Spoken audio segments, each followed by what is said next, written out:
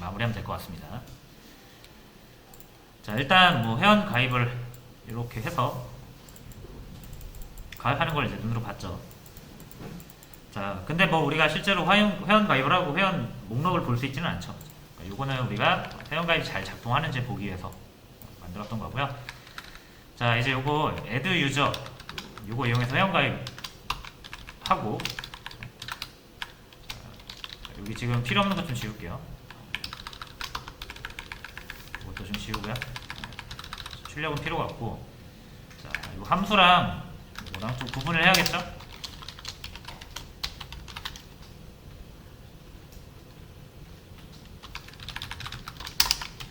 함수는 우리가 이제 어떤 완성된 기능을 도구화 시킨 거고, 필요할 때마다 갖다 쓰는 느낌이죠. 자, 실제 프로세스는 이제 여기서부터 진행된다고 보시면 돼요. 함수는 호출하기 전까지 실행되지 않으니까. 자, 회원 가입을 바로 이렇게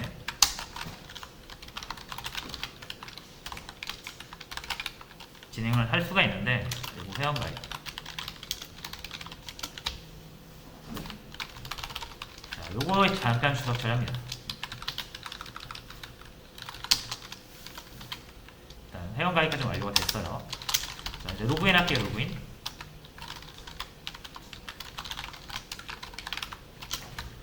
쭉 해서 로그인.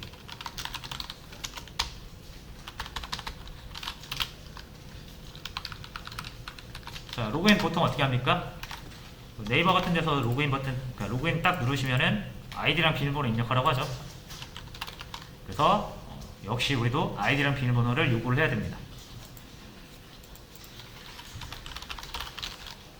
인풋이죠? 아이디를 입력해 주세요.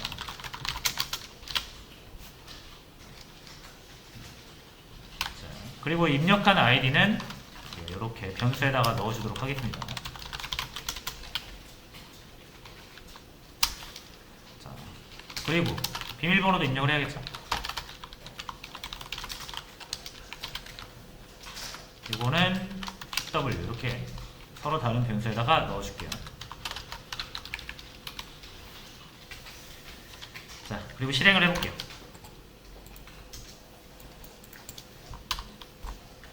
이렇게 나오죠. 차차 하고 C1, 2, 3. 자, 입력을 할 수가 있고요. 실제로 로그인을 아직 우리가 만들진 않았죠, 그죠?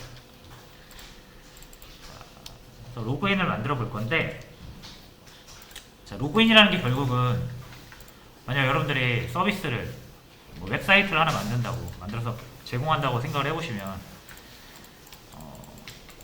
회원한테만 제공하고 싶은 기능이 있을 거 아니에요, 그죠? 그래서 회원 가입을 하라고 할 거고요. 그러면 그 사람들이 회원 가입 기능을 통해서 회원 가입을 하겠죠. 그럼 어디에 쌓여요?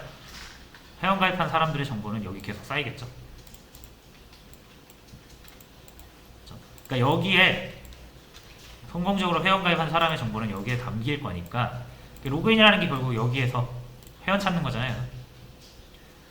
그래서 자, 너 회원 우리 사이트 또는 내 프로그램의 회원인지를 내가 먼저 찾아봐야겠다. 그러니까 아이디랑 비밀번호를 한번 대봐라. 그럼 사용자가 입력을 하겠죠. 그래서 그러면 요 아이디로 요 비밀번호로 저장된 회원이 여기 있는지 찾아보는 거죠.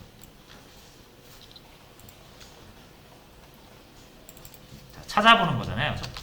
자, 그럼 회원이 누가 뭐 몇 번째 회원 저장했는지 우리가 알 길이 없죠. 그렇죠?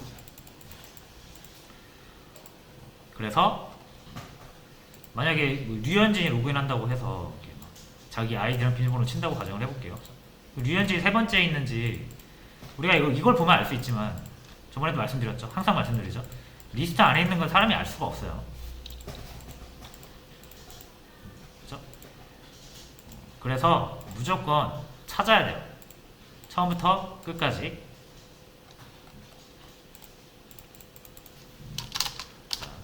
그래서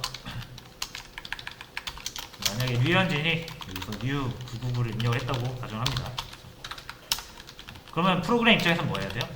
정말로 new99라는 아이디가 회원가입 했는지를 따져야 돼요.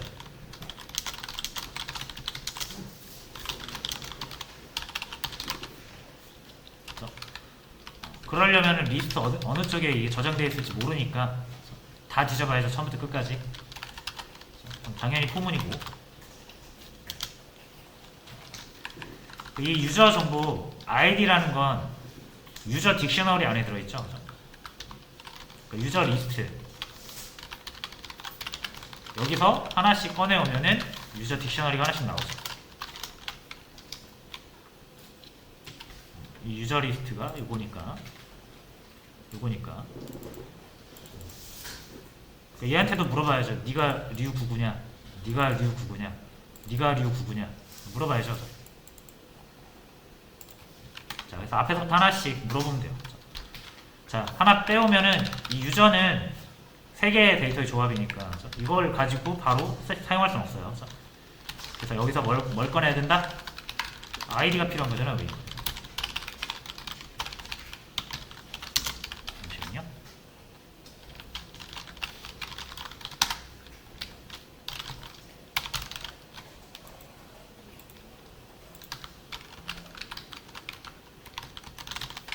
자, 이렇게 꺼내야겠죠. 그럼 뭐 첫 번째 유저 아이디가 나오고, 두 번째 유저 아이디가 나오고, 세 번째 유저 아이디가 나올 건데, 그때마다 물어봐야죠. 너 여기서 입력한 아이디랑 같냐? 이렇게 물어봐야죠. 만약에 여기서 new99라고 만약에 입력을 했다라고 하면 사용자가 꺼낼 때마다 물어보는 거죠. 너 new99 아이디가 new99냐? 물어보는 거죠. 아니면 그냥 넘어갈 거고, 맞다면 if만 안으로 들어오겠죠. 자, 아니면 그냥 넘어갈까 상관없고, 맞다면 이제 if만 안으로 들어올 거 아니에요. 그렇죠? 정말로 맞는지 한번 볼까요? 자, 이 유저라는 딕셔너리는 결국 이렇게 묶음으로 되어 있잖아요, 데이터가. 그죠? 그래서 new99라고 입력을 했을 때 만약에 우리가 이 찾은 유저가 new99를 가진 회원이 맞다라고 하면은 이 회원한테 이름을 꺼내면 당연히 이 류현진이 나올 거고, 비밀번호를 꺼내면 9999가 나오겠죠. 왜냐면 이 세 개는 한 묶음으로 묶여 있으니까. 아이디를 꺼낸 곳에서 류99가 나왔다면 그 딕셔너리에서 이름을 꺼내면 반드시 류현진이 나오겠죠.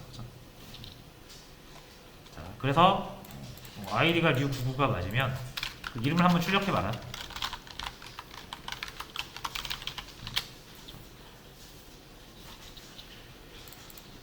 그래서 류99라는 아이디가 있으면 그 사람 이름이 출력이 될 거예요. 자, 해볼게요. 류99 비밀번호 아무거나 입력합니다. 어차피 우리가 지금 비밀번호를 체크하진 않았으니까 류현진 바로 나오고요.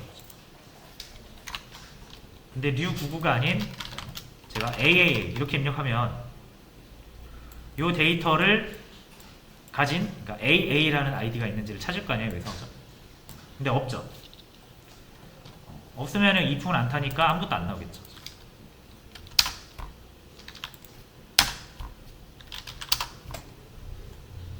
이런 식으로 이제 아이디를 체크할 수가 있습니다. 자, 그럼 아이디 찾았다고 해서 로그인을 성공시켜주면 안 되잖아요. 그죠? 그러면은 여기서 한 번 더 체크를 해야 돼. 이번엔 뭘 체크해라? 비밀번호.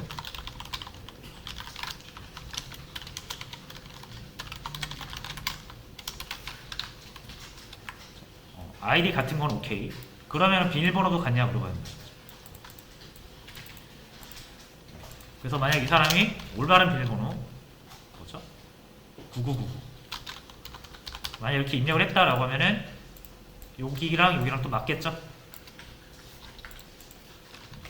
그럼 비로소 이제 이름을 출력을 해주는 거예요. 동일한 리스트에서, 그러니까 동일한 딕셔너리에서 꺼내오는 거니까 아이디가 맞으면 비밀번호는 반드시 9999가 나올 거고, 이 사람이 가입했을 때의 비밀번호랑 입력했을 때 비밀번호가 맞으면 그 사람이 맞다라고 볼 수 있는 거잖아요. 그러면 이제 그 사람 이름으로 환영인사 한번 해주면 되겠네요. 이렇게 해줄게요. 누구누구님 로그인 성공 환영합니다.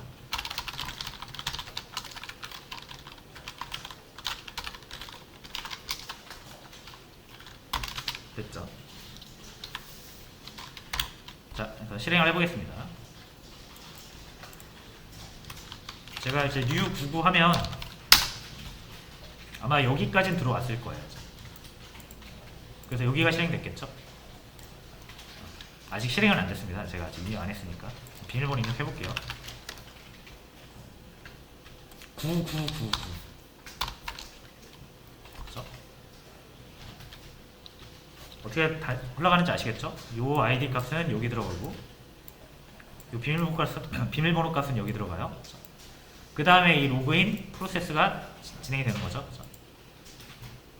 그래서 new99가 있는지를 찾고, 요 유저 리스트에 만약 있다면 요거를 찾은 거겠죠. 그죠?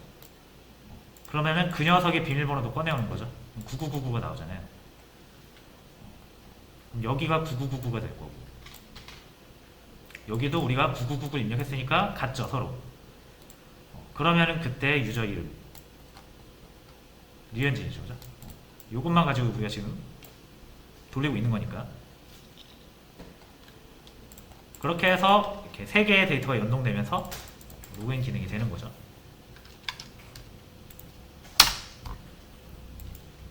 그래서 류현진이 로그인 성공한 거고요. 자, 이건 다른 사람으로.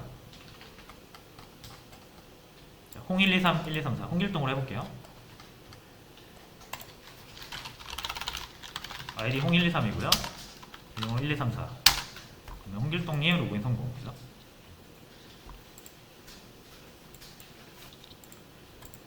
자, 이런 식으로 회원 데이터를 이렇게 여러 개 저장해 놓고 우리가 이런 회원 기능들을 제공을 할 수가 있다. 자, 근데 이제 여기서 하나 보충을 하자면, 자, 다시 실행을 해서 제가 틀린 아이디 AA라고 할게요. AA. 자, 이런 아이디는 현재 없죠. 우리가 저장된 회원 중에 아이디가 AAA인 회원은 없어요. 그러면 뭐 없는 회원입니다, 또는 잘못된 아이디입니다, 이렇게 나와야 되잖아요. 근데 아무것도 안 나오고 그냥 넘어가죠. 그래서 그런 것까지 디테일하게 해주면 좋겠죠. 자, 그래서 요건 이렇게 하시면 됩니다. 자, 여기까지 들어와야 로그인 성공이에요. 이 일품은 안에 들어와야 로그인 성공입니다. 만약에 아이디가 맞더라도 비밀번호 틀리면 로그인 하면 안 되죠. 아이디 숫자 틀리면 당연히 로그인 안 되는 거고요.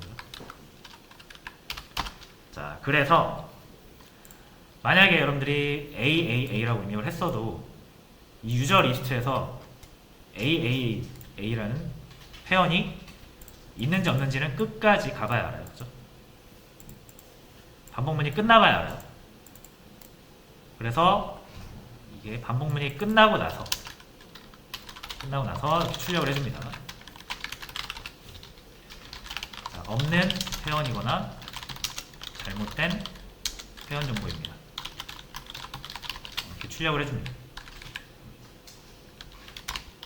자, 근데 이렇게 하면은 제가 올바르게 입력을 해도 0123, 1234 하면은 로그인 성공했는데 갑자기 밑에 또 이렇게 나오죠. 요거는 무조건 실행이 되는 건데 그러면 안 되잖아요. 그래서 요거는 조건부로 실행이 돼야 돼요. 자, 조건은 뭐죠? 로그인 실패일 때. 자, 그럼 로그인 실패를 어떻게 표현할 것이냐? 이 if을 안 타면 로그인 실패라고 보시면 되죠. 그러니까 여기에 프로세스가 딱 들어오지 못하면 실패라고 봐야 돼요. 그죠? 이 반복문이 끝나기 전까지 여기를 들어와야 되는데 반복문이 끝날 때까지 이 if을 못하면 실패로 봐야 돼요. 자, 그래서 여기에 변수를 하나 줍니다. is success. 자, 요거는 뭐 숫자로 해도 되고, 논리값으로 해도 될 것 같아요. 이지 석세스 true면은 로그인 성공으로 보는 거고 1로 아까 1 로그인 성공 2 실패. 자, 프로그램이 위에서 아래로 흘러가죠. 그러니까 여기를 일단 2로 해놓고 여기 들어왔을 때만 1로 바꿔주는 거예요.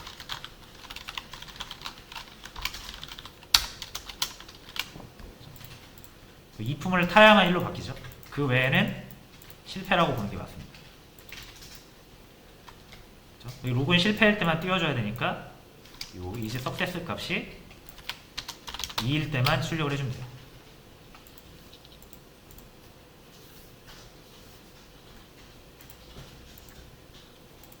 됐죠? 그래서 비밀번호를 틀리거나 아이디를 틀리면 요 이품은 들어올 일이 없으니까 실패라고 뜰 거고요. 아이디 비밀번호 모두 성공하면 요게 1로 바뀌니까 요 실행될 일이 없겠죠. 그래서 성공을 하면 성공 메시지만 나오고 실패를 하면 실패 메시지가 나오는 거죠.